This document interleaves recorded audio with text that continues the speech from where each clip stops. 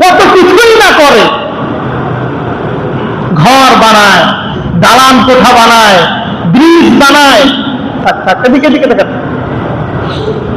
Culvert বানায়, কত কিছু বানায়, জমিন তার প্রতিবাদ করে না,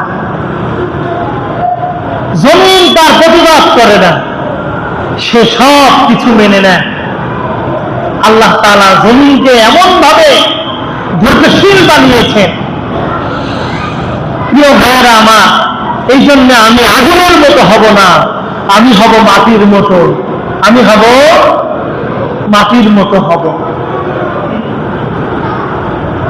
আমার আচরণটা যেন মাটির মতো হয়, আমার চলাফেরাটা যেন মাটির মতো হয়। তার কারণ আল্লাহ তো আমাকে মাটি দিয়ে বানাইছেন, আমার দুদিন বাদে এই মাটিতে আমি চলে যাব। কেন আমি আমার চরিত্রটাকে আগুনের মতো বানিয়ে আমি ইবলিসের কাতারে যোগ দিব?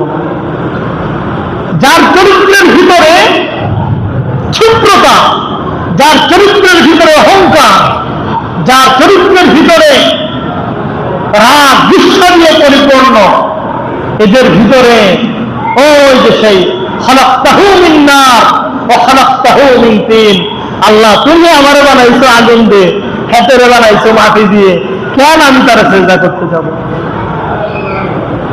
আল্লাহ তাআলা বলেন ক্বালা ফাখরুজ মিনহা ফাইন্নাকা রাজিম, জান্নাত থেকে বের হও। তার কারণ কোন অহংকারীকে আমি জান্নাতে থাকতে দিতে পারি? যারা জান্নাতে থাকবে তাদের চরিত্র হবে মাটির চরিত্র, সুন্দর চরিত্র, ফেরেশতার চরিত্র। যারা শয়তানের চরিত্র নিয়ে থাকে তারা কোশ্চিনকালে জান্নাতে যেতে পারবে না, দেখে না?